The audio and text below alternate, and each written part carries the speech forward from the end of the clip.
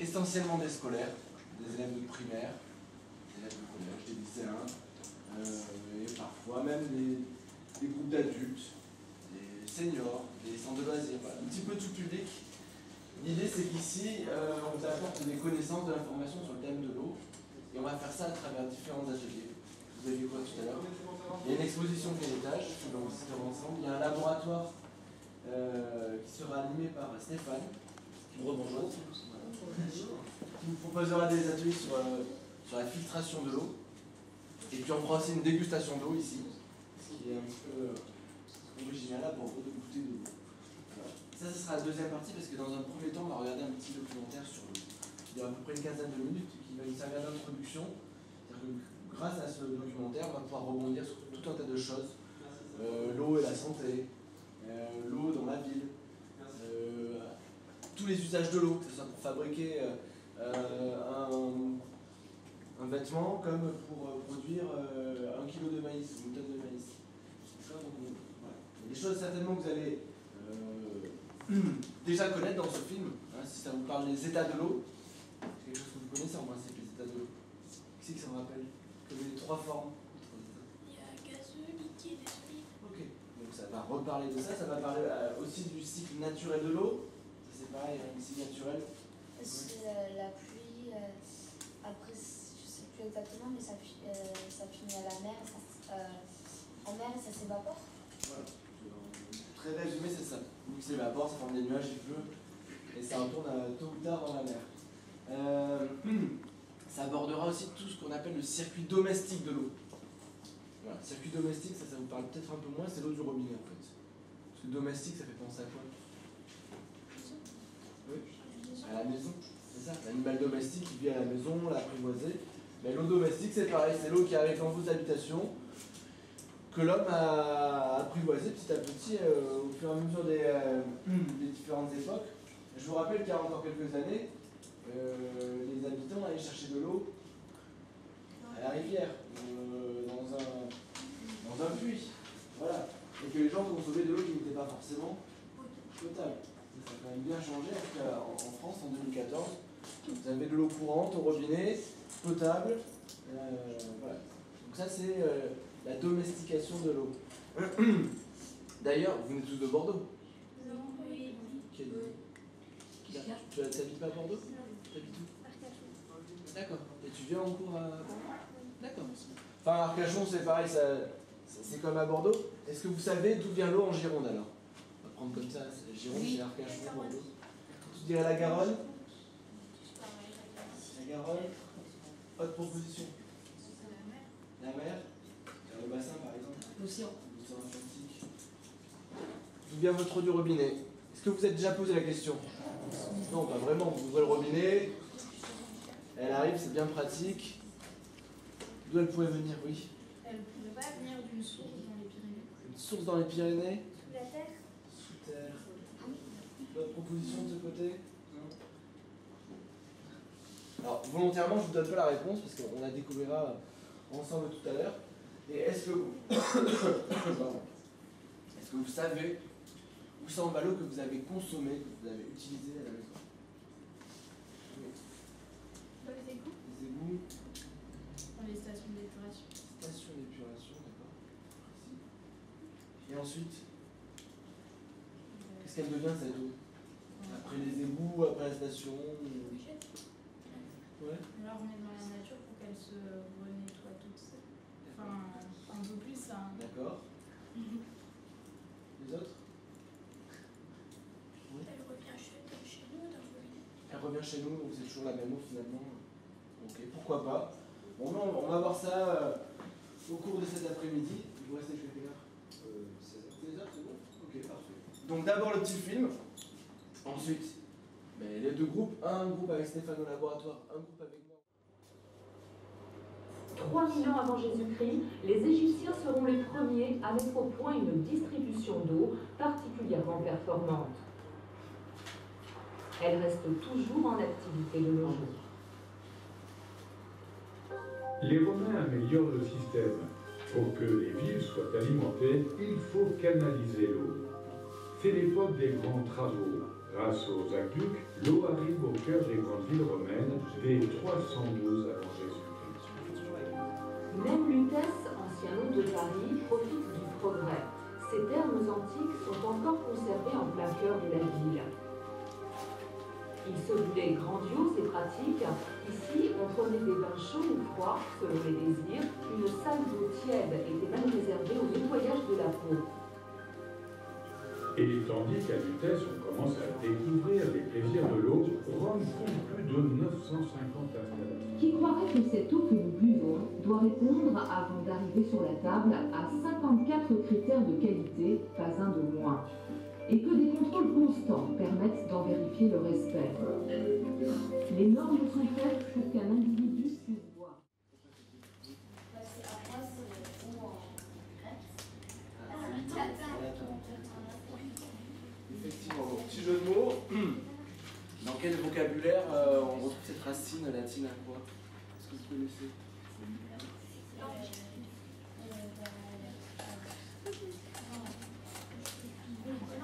Aqualand, si tu veux. Aquapark, là vous aussi des marques, mais il y a des noms quand même. Aquacity, pareil, on a des marques, mais ça passe. Aquarium, voilà, déjà. Aquatique. Tu parlais de ce mot d'origine latine. Pense aux Romains qui construisaient des choses pour transporter l'eau. Aqueduc, ça vient de la foi aussi. Hein. L'Aquitaine, ça vient aussi de. C'est ce que tu voulais dire ou pas? On habite en Aquitaine, pays de. Aquagym, la gym d'or. Ok, ça passe. L'aquarelle aussi, si vous voulez. C'est ce que tu veux dire? Oui. Je devine. Et puis cette personne sait. Alors, c'était quoi? Oui. C'est le fait que les plantes, elles filtrent l'eau. Exactement. Ce sont des plantes qui, naturellement, vont filtrer l'eau. Ce sont des plantes qui sont au bord des cours d'eau, soit naturellement, soit que l'homme a installé justement pour piéger une partie de la pollution, par exemple à cause de l'agriculture. Les nitrates, par exemple, les papyrus, je sais pas si vous connaissez, ou les roseaux qui vont filtrer l'eau. Voilà, il a nettoyé. D'ailleurs, qui c'est qui avait parlé de station d'épuration tout à l'heure? C'était toi, hein? Il y a des stations d'épuration qui traitent l'eau avec des plantes. Voilà, on va utiliser le pouvoir des plantes pour nettoyer l'eau. Donc ça, c'est le principe de la piscine. Ensuite, ils ont parlé de l'eau dans le corps, ça on pourrait revenir pendant la dégustation. Ils ont parlé du choléra, du Pasteur. C'était quoi tout ça là? Le choléra, Louis Pasteur. Qu'est-ce qu'il y a comme lien entre les deux? Il y avait des microbes dans l'eau et Pasteur c'est un grand médecin et il a trouvé un système pour, avec un de ses collègues pour enlever les microbes, les bactéries. Oui, alors déjà, c'est lui et effectivement des collègues à lui ou d'autres scientifiques de son époque qui ont découvert que l'on pouvait transporter des maladies. Et que ces maladies étaient véhiculées par les microbes. Et comme les gens buvaient de l'eau, on a dit tout à l'heure, des puits, des rivières, mais il y a parfois des épidémies, notamment le choléra. Maintenant, est-ce qu'en 2014, on peut encore attraper le choléra? Oui, mais pas en France. Alors pourquoi pas en France? Parce que l'eau elle est traitée pour que. Non, on n'est pas fini. Non, pas pour le choléra. Par contre, elle a raison, on attrape cette maladie ici en France parce que l'eau est traitée, parce qu'on a des installations, on a du matériel, on analyse l'eau aussi pour s'assurer qu'elle est l'eau est essentielle, indispensable. Hein. Pas seulement pour la boisson, pas seulement pour votre hygiène ou votre confort, mais aussi pour fabriquer tout ce qui vous entoure. C'est une plante. C'est une plante. Donc pour arriver à obtenir du tissu à partir de la fibre de coton qu'on récupère sur le cotonnier, mais il y a tout un processus. Il va falloir extraire ces espèces de fleurs, les nettoyer, les traiter, les transformer en fil, colorer ce fil, le teindre, le tisser, peut-être encore teindre à nouveau, rincer, jusqu'à obtenir un morceau de tissu pour faire un jean, pour faire un sac, pour faire... Voilà. Et donc, que ça soit pour faire pousser le cotonnier, on va utiliser quoi? De l'eau. Pour nettoyer la fibre, on va utiliser De l'eau. Pour teindre la fibre et la renettoyer derrière, on va utiliser encore de l'eau. Pour les machines qui vont faire le fil, il va falloir les nettoyer à un moment donné, ces machines. Peut-être même les refroidir. Donc on va encore utiliser de l'eau. Et si on additionne l'eau pour le cotonnier, pour nettoyer la matière, le coton, jusqu'à ce qu'on obtienne un fil et qu'on obtienne une pièce de tissu, on va utiliser des litres et des litres d'eau. Voilà. Mais cette eau, vous ne la prenez pas. Donc on appelle ça de l'eau virtuelle. Voilà. Il y a la viande qui vient d'un animal qu'il a fallu élever pendant plusieurs années, 2-3 ans, qu'il a fallu nourrir, alimenter en eau, soigner, et donc on a utilisé des gros volumes d'eau. Ensuite, alors avant de la traire, La nourrir. Oui, la nourrir, l'élever. Peut-être que pendant qu'on va la traire, on va utiliser de l'eau pour nettoyer l'endroit où on tire le lait. Ensuite, Il faut faire cuire la viande, enfin, je sais pas les détails, mais pour que la viande, le steak soit cuit, il faut bien utiliser du gaz, et le gaz, ça vient plus. voilà, alors là c'est encore plus extrême, là, tu vas chercher loin. Limité à l'eau déjà pour l'animal, jusqu'à ce qu'on ait la pièce de viande. Oui. Pour la salade et la tomate, je crois que c'est du ketchup et il faut lever de l'eau pour faire pousser. Mais oui. Pour cultiver ces plantes. Oui. Et pour le pain, il faut de l'eau. Alors pourquoi? Parce que c'est comme ça qu'on va faire le pain. Oui, mais le pain au départ c'est fait avec quoi? De la farine. De la farine de quoi? De blé. Le blé c'est quoi? Une plante. Une céréale. Et donc il a fallu de l'eau déjà pour faire pousser le blé, avant même de faire la pâte à pain. Donc vous voyez que si on additionne tous les moments, toutes les étapes où on a utilisé de l'eau, que ce soit pour le pain, la viande, les tomates, le fromage, etc., mais au final, pour faire un hamburger, il faut 4200 litres d'eau. Incroyable, hein? D'accord? Donc ça, c'est... Vous n'allez pas retenir ces chiffres, hein, c'est pas utile, mais c'est juste pour vous rappeler que voilà, tout ce qui nous entoure, à un moment donné, ça a nécessité de l'eau. Vous pouvez chercher ce que vous voulez comme exemple, je pense que j'arriverai toujours à vous prouver qu'il a fallu de l'eau pour le faire. Un exemple? Quelque chose qu'on peut fabriquer sans eau? Oui. Du sel. Du sel. Ah oui. Au départ, il fallait de... Enfin, il y a des mines de sel, mais sinon, souvent, c'est du sel marin, donc c'est de l'eau de l'océan, de la mer que tu as fait évaporer. Et après, pour nettoyer ce sel, avant de le mettre en boîte et que tu l'achètes au supermarché, eh bien, il faut utiliser de l'eau. On ne te le met pas tel quel, hein, parce qu'il n'est pas très propre. Pour le traiter, le nettoyer. Souvent. Ouais. Pour faire oui, une ampoule c'est du verre. Enfin, le verre il faut de l'eau. Et puis certainement pour les autres parties, mais. Non, mais vous pouvez chercher, vous ne trouverez pas. Allez, dernier exemple, vas-y. Le métal. Allez, le métal pour le former. Quand on réchauffe des plaques de métal pour faire, je sais pas, le cadre de la télé ou une portière de voiture, tu réchauffes la pièce et ensuite. Tu refroidis. Ah oui, il faut la refroidir. Pas de l'eau. De l'eau. Là, c'est pas pour la matière première, mais c'est pour la transformer après. Voilà. Bon, je vous laisse méditer là-dessus, mais. Alors. Je sais pas si vous l'avez constaté. C'est peut-être la première fois que vous me voyez, donc c'est normal. J'ai un petit problème de voix pour se réhydrater. Donc, du coup, tu sais combien d'eau on doit boire chaque jour? 1,5 litre. 1,5, vous êtes sûr? Combien? 1 litre. 1 litre? 2 heures.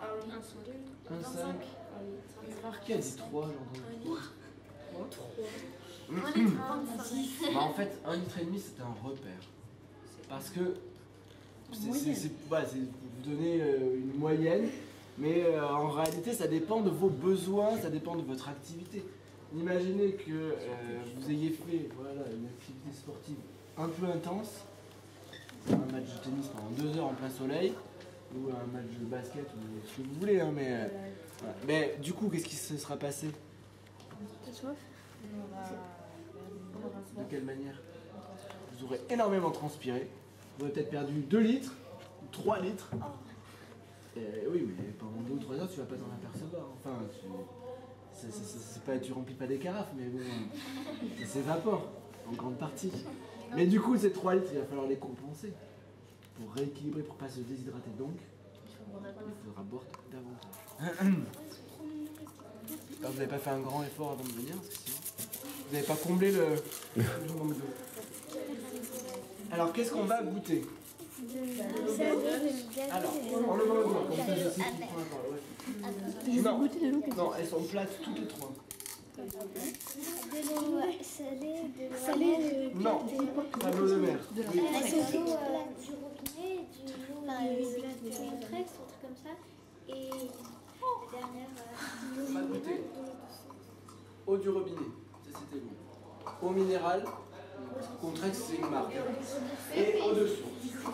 Voilà les 3 que nous allons tester. 3 eaux qui sont bonnes pour la consommation. Pourquoi pas de l'eau de mer?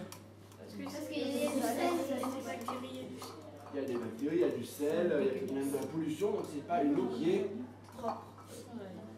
Le terme potable. Hein? Donc vous allez consommer des eaux potables, c'est mieux. Tu vois des sources, il y en a à Saint-Médard-en-Jalles, je sais pas si tu connais. Saint-Médard-en-Jalles, oui. Andernos. Là-bas tu as des sources, il n'y a pas la montagne. On a des sources. Oui. C'est une arrivée des eaux du sol. Oui, exactement. C'est de l'eau qui est souterraine et qui remonte naturellement à la surface. Donc qu'est-ce qu'ils font pour l'eau de source que vous achetez en bouteille, par exemple? Ils ont repéré une source. Il se trouve que l'eau était de bonne qualité, elle était potable. Ils ont posé une usine à côté.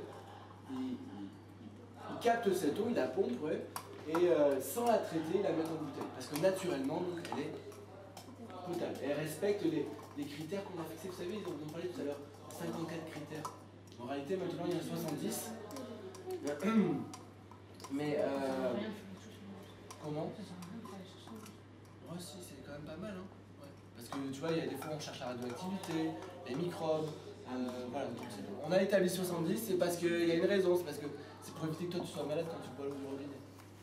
Voilà. Sinon, on peut en faire que 2, hein, ça coûtera moins cher, ça sera plus facile. On va juste mesurer par exemple la température et le pH, pour savoir si l'eau est acide. Voilà. Bon, on fait ça.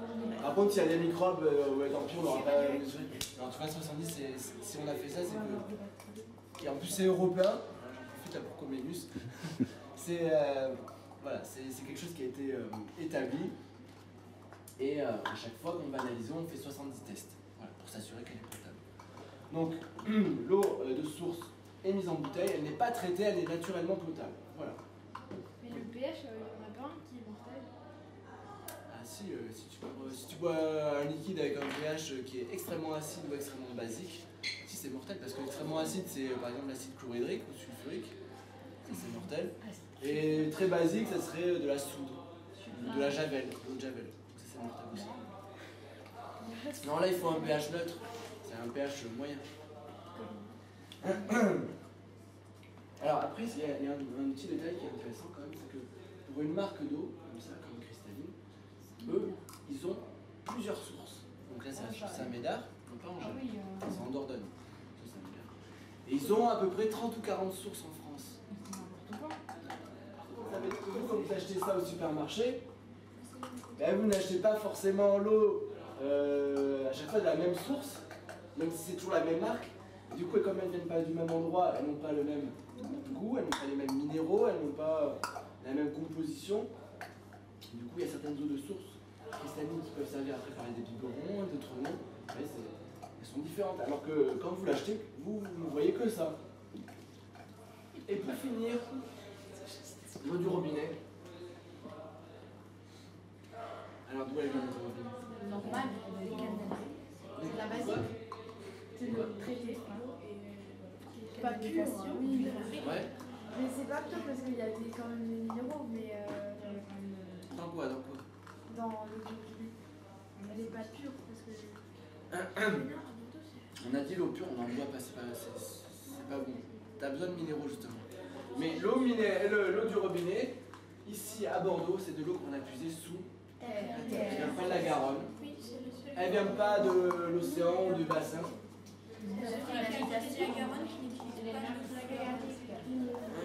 Oui. Tu as raison. On est la seule ville qui ne prend pas Oui. le de la Garonne en étant à côté de Parce que Toulouse et Agen prennent l'eau dans la Garonne. Effectivement. Mais il a nettoyé. Alors, nous, pourquoi on ne la prend pas ici? Parce qu'on a du sel dans la Garonne. Parce que comme on est à côté de l'océan, quand il y a des marées hautes, qu'est-ce qui se passe? Le sel rentre dans l'estuaire et dans le fleuve. Voilà, donc jusqu'à l'Aréole, pratiquement, l'eau est salée. L'Aréole, c'est 40 km après Michou. Donc on peut pas prendre l'eau dans la Garonne à cause de, enfin principalement à cause du sel. Et à Toulouse, ils n'ont pas ce problème, parce qu'ils sont beaucoup plus près de la source. Mais on ne peut pas le filtrer, le sel. Si, mais c'est très compliqué, ça coûte très cher. Donc on ne le fait pas ici. Ben non, c'est utile, mais dans des régions où ils n'ont pas d'autre solution. Nous, on a des nappes souterraines, elles sont de bonne qualité, donc on les utilise. Mais le jour où il y aura beaucoup de Et ça, on est pas encore là, on verra ça tout à l'heure. Donc sachez que l'eau du robinet, avant d'arriver chez vous, elle est traitée. Et on y met notamment un produit que vous connaissez bien. Le chlore, qui sert à quoi? Pour les piscines. Oui, notamment, mais les bactéries. à désinfecter, ça s'appelle comme ça. Et le chlore, il a un effet long. Un effet longue durée. Et il va protéger l'eau pendant tout son trajet dans les tuyaux, voilà, jusqu'à votre robinet. Pour éviter qu'il y ait des microbes pendant ce parcours. Voilà. Donc c'est la seule eau qui va contenir du chlore, puisque les eaux en bouteille ne sont pas. Je l'ai dit, hein. C'est qui donne le goût de l'eau. Ce qu'il y a dedans. Donc ce sont les Minéraux. minéraux. Et plus une eau est minérale, plus elle aura du goût. Donc maintenant que vous savez ça, on goûte. Ça, c'est le chlore, ça. Non, si t'as le nez bouché, Non, c'est du chlore. C'est pas la première. Non. C'est ça le pire. on va se bénir. C'est la troisième, la complexe. Non, mais non. Minéral. Et donc Pas c'était. forcément complexe. D'accord, mais si là c'était la Contrex. C'est celle qu'on avait choisi. C'était dessous, mais. Ça nous fait maigrir. Oh, mais Non, ça aurait pu être de l'épargne, ça aurait pu être de l'évian, ça aurait pu être de la fulfique. Et bien, c'est pas comme ça. Donc celle-là, c'était l'eau très minéralisée. Celle du milieu, certains ont trouvé une odeur. Oui. Certains ont parlé de chlore. Oui, Donc, moi. qui dit chlore dit traitement, donc robinet. robinet. Ah bon? Ah bon? Et la Et première, on a dit, c'est la seule qui en contient du chlore et ça sert à assurer le parcours dans les tuyaux. Est-ce que l'eau en minéral ou est-ce que l'eau de source, elle arrive chez vous par des tuyaux? non, je pense Eh pas. non. J'en ai goûté. Donc, chlore, eau du robinet. Et donc, par élimination, la première c'était l'eau de source. On est bien sorti parce que j'ai oublié de t'interroger. Voilà. Pourquoi le choix de ces deux pièces? Oui. Peut-être parce que c'est là pour se repéter. Oui, c'est ça. Et donc derrière chaque utilisation et chaque petit volet comme ça, vous allez trouver des conseils sur quoi? L'utilisation de l'eau. Oui, à la fois en termes de volume, de litres, et puis du coup vous allez pouvoir vous en déduire des conseils pour éviter de gaspiller. Alors, pour quelle raison? Ici en Gironde, c'est important de ne pas gaspiller l'eau. Est-ce que vous avez une idée? Ah ouais. Mais parce que comme on utilise l'eau des nappes phréatiques, et ben après on va faire là, On aura quoi? on vient, enfin on aura d'eau, enfin D'accord. Première nappe, la moins profonde. De quelle manière est-ce qu'elle se remplit? Est-ce qu'elle se renouvelle? Grâce à l'océan. Non, La Garonne. sinon elle serait Les salée. sources. Grâce à l'infiltration de l'eau de pluie. Cette partie-là du sol, c'est de la roche, c'est du sable, c'est du gravier, mais c'est perméable. Donc ça laisse l'eau passer, s'infiltrer. En revanche, ces trois nappes, beaucoup plus profondes, elles sont coincées entre des couches imperméables. Par exemple de l'argile. Non, pas le calcaire, plutôt de l'argile, des argiles très compactes. Et du coup, là, l'eau, elle ne peut pas passer. Donc comment ces trois nappes vont se remplir? Oui. Peut-être que c'est depuis il y a très très longtemps et que ce serait enfin, je sais pas trop, mais c'est des vieilles nappes. Alors, c'est de l'eau qui est tombée il y a très longtemps. Mais comment elle... Ouais, mais d'où elle arrive? Grâce au petit. Grâce au... Au premier. Le premier, il donne aux autres. Ah après, non. ça replie. Non, alors, c'est possible qu'il y ait des endroits où il y ait des petites fissures dans l'argile et que l'eau communique d'une nappe à l'autre, mais c'est très limité. En fait, ces 3 nappes, elles vont se remplir quand il pleut au niveau du massif central. Donc vous visualisez ça sur une carte, c'est au centre de la France. Vous savez, j'imagine, ce sont des... C'est quoi le massif central? Des montagnes. Vieilles ou jeunes? Ouais, pourquoi? Parce que le sommet il est comment? Il est grand, aplati. Non, il est aplati. On fait un peu de géographie, de géologie, on fait un peu de tout. Donc imaginez que lorsqu'il pleut sur le massif central, une partie de cette eau va rejoindre les nappes souterraines qui sont sous la Gironde et finalement arriver jusque sous Bordeaux. Imaginez ça, pour faire ce parcours, combien de temps va mettre une goutte? Une goutte de pluie qui tombe sur le massif central pour faire les 400 km sous terre. 6 ans, 75 1 million d'années. 75 millions d'années. 50 ans. 50. 15 ans. En général, quand je pose la question, on me répond en heures, ou en jours, ou en semaines à la rigueur. Voilà. À la rigueur, en mois. Et là, vous commencez en millions d'années. 50 ans. Il faut à peu près 20 000 ans. C'est un chiffre énorme, mais bon. J'avais raison. Mais depuis que ça arrive très lentement. Et que ce qui se passe en ce moment, c'est qu'à Bordeaux, il y a de plus en plus d'habitants. De plus en plus nombreux. Donc on consomme de plus en plus d'eau. De plus en plus d'eau sous terre. Alors que ces ressources se renouvellent toujours aussi lentement, mais au bout d'un moment, c'est ce que tu disais, qu'est-ce qui va se passer? Ben, le niveau des nappes va baisser en nombre. Enfin, avant qu'on n'en ait plus, il peut se passer quelque chose d'un peu moins rigolo. C'est que, comme les nappes, elles fonctionnent elles communiquent avec l'océan, si ça se vide un peu trop, si la pression dans la nappe elle diminue, ce qui va se passer? Il y aura l'eau de l'océan qui va entrer et exactement. On va boire de l'eau salée. Du coup, on sera obligé de traiter et d'éliminer le sel, et on a dit tout à l'heure que ça coûtait très cher. En fait, pour ceux qui ont du mal à comprendre, c'est un système d'équilibre. Si le niveau de la nappe baisse, pour rééquilibrer la pression, c'est le niveau de la mer, enfin c'est la mer qui rentre dedans, l'océan, jusqu'à ce que ça revienne au même niveau. Donc pour éviter ce genre de problème, le mieux c'est d'éviter de gaspiller. Donc ça veut dire consommer intelligemment, consommer en limitant les excès. Donc ce que je vous propose, c'est de faire un petit tour, d'ouvrir ça, de découvrir ce qu'il y a là derrière, et d'imaginer ce qu'on peut faire pour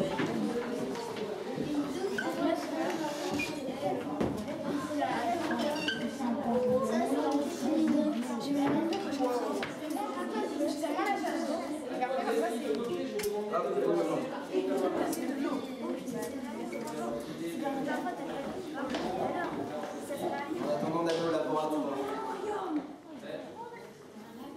On va la laver, la traiter. C'est ce que vous ferez dans 5 minutes au labo avec Stéphane. C'est ce que vous apercevez sur ce panneau. Vous voyez qu'il y a différentes étapes. Le but du jeu, c'est qu'à la fin de l'usine, l'eau soit potable. C'est une usine de traitement d'eau potable. Potable, on est d'accord, c'est de l'eau qu'on peut consommer sans maladie, sans bactéries. Ça marche. D'ailleurs, comment on va vérifier ça? Elle est potable, on va faire des tests, des analyses. Donc on traite l'eau, on l'analyse. Une fois qu'on a terminé ça, on va la stocker. Parfois dans les châteaux d'eau, parfois dans d'autres sortes de réservoirs qui sont souterrains. À quoi ça va servir ça? Ces châteaux d'eau? Oui, mais...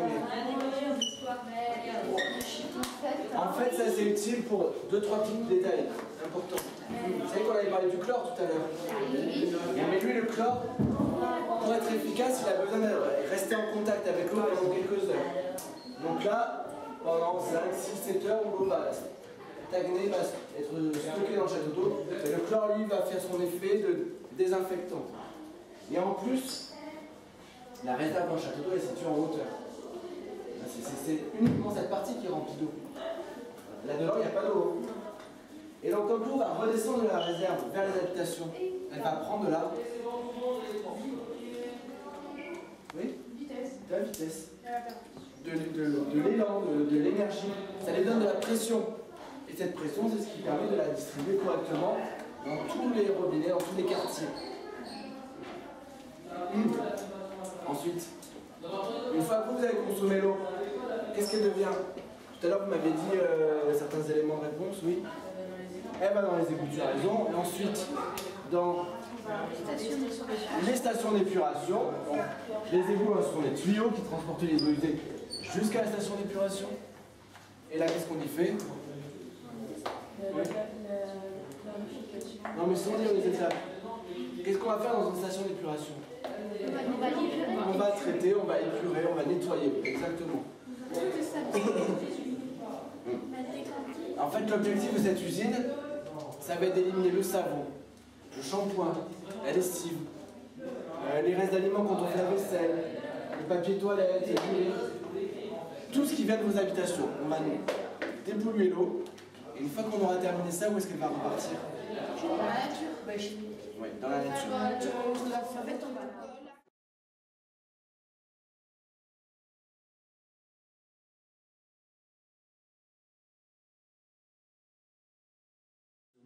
Compliqué ça, les nappes phréatiques. Tu peux nous expliquer ce que c'est?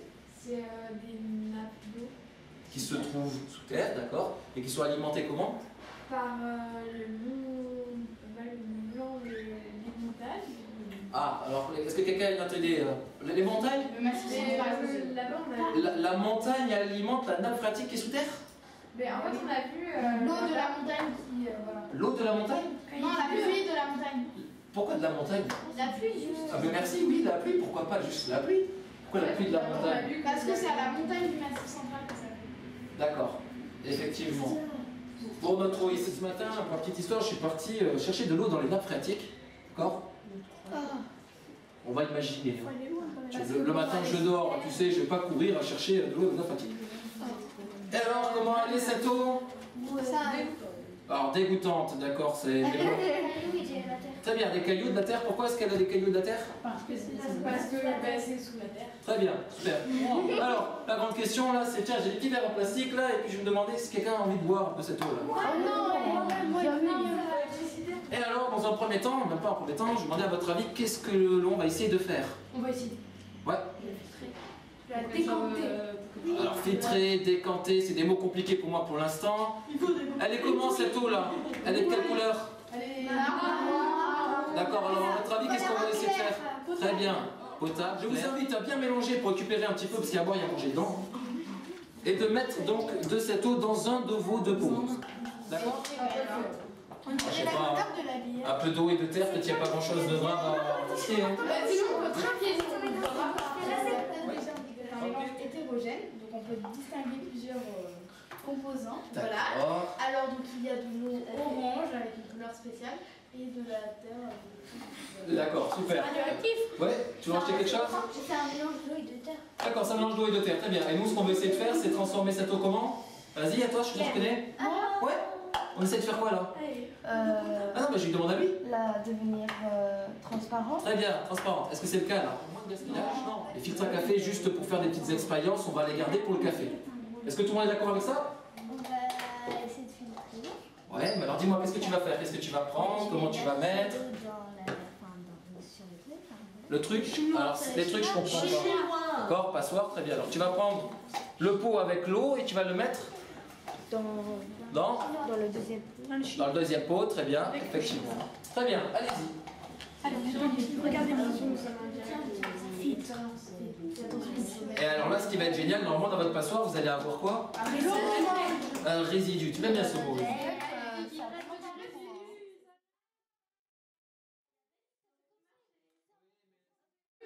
C'est surtout tes grillages. D'accord. Les grillages, c'est quand on prend des résidus, enfin un bécher avec de l'eau et des résidus, et qu'on le passe à travers un grillage qui va filtrer. D'accord, donc est-ce que tu peux le faire plus court? C'est une filtration. Voilà. Les résidus, ils tombent. Et on fait passer. Et une fois qu'on a mis ces 2 gouttes, vous passez. Là, vous observez ce qui se passe. Vous touillez, vous observez. Et on garde la réponse pour soi pour l'instant. Est-ce que quelqu'un peut me dire ce qui s'est passé quand on a mis le produit? Il y a du sable. Et, Du sable? Du sable. Des flots. Oh, pour l'instant. Ça ressemble à du sable. Et l'eau, maintenant, elle est de l'eau. Qu'est-ce qu'on essaye de faire? Est-ce que quelqu'un peut me rappeler ce qu'on essaye de faire? Avoir de l'eau claire. Avoir de l'eau claire. D'accord, de l'eau claire. Très bien, transparente. Est-ce qu'il y en a de l'eau transparente dans notre peau? Oui. Oui. Elle est où? Non? Ah, toi, il n'y a pas d'eau transparente dans ton pot. Montre, t'as pas d'eau transparente, il est où ton pot? D'accord. Pour toi, peut-être non. Est-ce que quelqu'un a de l'eau transparente dans son pot? Elle se trouve Oui, au-dessus. Au-dessus, très bien. Est-ce que pour tout le monde, c'est d'accord? Oui, il y a quand même un peu. Mais alors, pourquoi est-ce qu'on utiliserait du sable et pourquoi pas du coton? Parce qu'en fait, après, le coton, on devrait le jeter parce qu'après, ça va faire des trucs bizarres, alors que le sable, on peut le garder. Ouais, et le sable, c'est quoi? Est-ce qu'on l'achète, le sable? C'est naturel. Très bien, c'est très bien, c'est ça, c'est naturel. Effectivement.